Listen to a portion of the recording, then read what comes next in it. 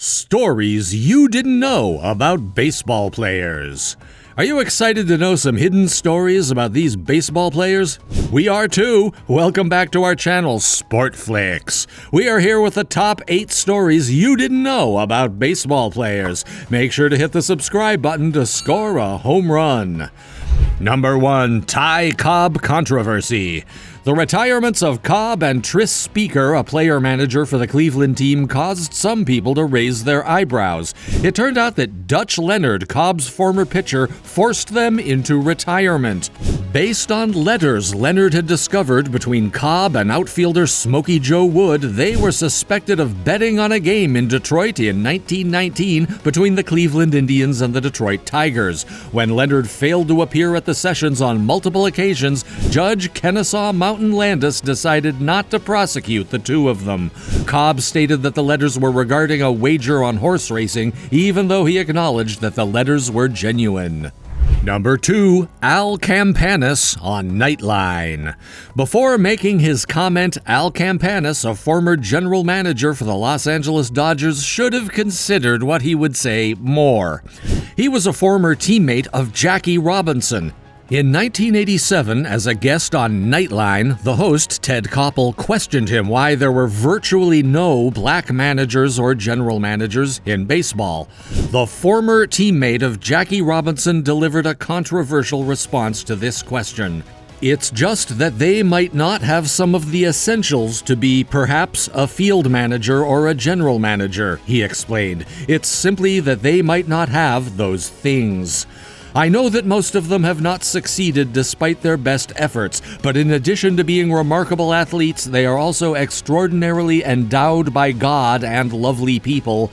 They have fantastic musculature, in addition to a variety of other natural advantages. Because of their quick feet, there are a lot of black ball players in the major leagues. This is one of the reasons why." As he sought to retract his statements the next day, it was evident that it was too late, because the media had already latched onto his comments like a mouse to cheese. Number 3. Pittsburgh drug trials. The fact that the Pirates had more players who were addicted to drugs makes it slightly more evident that they were a better team when they did so. Several well-known people, including Dave Parker, Rod Scurry, Lee Mazzilli, Dale Berra, Keith Hernandez, and Tim Raines, were among those who were required to testify in front of a grand jury. The testimony illustrated that the use of narcotics was widespread throughout the league. Rod Scurry left a game in the late innings to find cocaine, and John Milner reportedly purchased 2 grams of cocaine for $200 in the bathroom stalls at Three Rivers Stadium in 1980 during a game against the Astros. These incidents occurred during a matchup between the Pirates and the Astros. Willie Mays and Willie Stargell, according to Milner, were the ones who first showed him greenies. Consider the following illustration to understand better why selecting mascots is such a delicate component of management. The Pirates mascot, Kevin Koch, was caught buying cocaine and connecting players with a supplier of illegal substances. Number 4. Steroid era.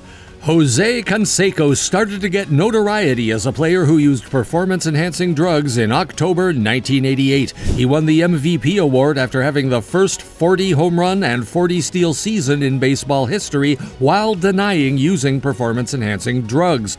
It is prohibited to distribute or possess anabolic steroids with the purpose to distribute for any use in humans other than the treatment of disease based on the direction of a physician, according to the Anti-Drug Abuse Act of 1988 that was signed into law on November 18th.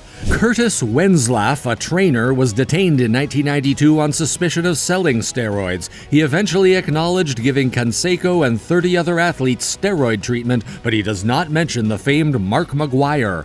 When referring to the use of steroids, Tony Gwynn said in 1995 that it's like the great secret we're not supposed to talk about. 17 players in the big leagues hit over 40 home runs in 1996, considering breaking the previous mark of 8 in 19 1961. A jar of androstenedione is discovered in McGuire's locker as he attempts to break Roger Maris's single-season record of 61 home runs, if that wasn't enough evidence before.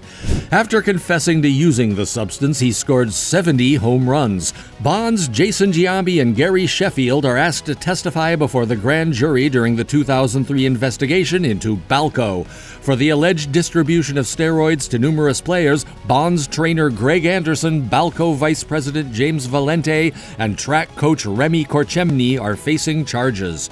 Major League Baseball started testing players in 2004. First-time offenders must discuss their feelings with a counselor. Are you enjoying the video so far? Catch that ball and throw it to the subscribe button to win this game. Trust us, the rewards of winning this game are pretty good. Number 5. Circumstances following the 1919 scandal. Even though Happy was the nickname given to Commissioner Albert Benjamin Chandler, he was anything but that. To purge the league of all its gambling influences once and for all, the league's commissioners would suspend any player simply because they were spotted with a gambler. This was done with a paranoid sense of entitlement. Since he was observed associating with unsavory characters, Commissioner Happy Chandler removed Brooklyn Dodgers manager Leo Durocher from his position for the 1947 season. During their careers, Mickey Mantle and Willie Mays were inducted into the Baseball Hall of Fame. Still, after retirement, they were banned from the league for greeting customers at gambling casinos. As soon as Commissioner Peter Ueberroth learned they were not making millions of dollars from playing baseball, he withdrew the bans on them. Number 6. John Rocker spits on New York. John Rocker's interview with Sports Illustrated, which generated a lot of controversies, served to highlight further how biased he is. The scumbag responded when asked if he would ever consider living in New York. "I'd retire first. It is the most frantic and stressful metropolis in the world. Imagine having to take the 7 train to the ball game while dressed as if you were going through Beirut, next to some kid with purple hair, next to some queer with AIDS, right next to some dude who just came out of jail for the 4th time, and right next to some 20-year-old mom with 4 kids. It isn't very encouraging. The city's large international population is the aspect of New York that I dislike the most. In Times Square, it is possible to go an entire block without overhearing a single person speaking English. People from all over the world, including Asians, Koreans, Vietnamese, Indians, Russians, Spanish people, and everyone else who lives there. The insanity of it all. How did they ever enter our country? Number 7. 1917 and 18 suspicions. Another example is baseball players struggling to make ends meet while supporting their families and their addictions to drinking and drugs. In any case, when the New York Giants were defeated by the Chicago White Sox in the World Series of 1917, the league suspected that Heine Zimmerman had intentionally thrown the game because he had a batting average of only 120 during the series and played poor defense. 2 years later, he and his colleague Hal Chase were permanently banned from playing in the NFL due to the endless dubious conduct. In 1918, widespread suspicions that the Chicago Cubs had fixed the World Series continued to circulate, and the league was concerned about the influence gamblers could have on the game. The widespread coverage of World War I put an end to the rumors that were circulating at the time. A year later, the controversy only grew more heated. Number 8. Baseball collusion. Only 4 of the 35 free agents changed teams during the offseason of the 1985 season. The superstar players Kirk Gibson, Phil Niekro, and Tommy John did not even receive offers to sign with the team. Many began to suspect that the owners were conspiring to prevent players from engaging in competitive betting, and by 1986 the MLBPA had lodged their first grievance. The amount of damage was $10.5 million. After the conclusion of the 1986 season, just 4 free agents decided to switch teams. Moreover, for the first time since the introduction of free agency, the average pay in the major leagues fell by 16%. The MLBPA has submitted their second grievance. The amount of damage was $38 million. After that, the owners shifted their strategy and developed an information bank to share data on the various offers made to participants. As a result of the incident, Paul Molitor, Jack Clark and Dennis Martinez were all impacted, and in 1988 the MLBPA submitted their third grievance. The amount of damage was $64.5 million. We've come to the end of the video, so are you guys surprised to know these stories from the history of baseball? Are there any more stories you can think of? Do let us know in the comments section. We'll see you guys in the following video.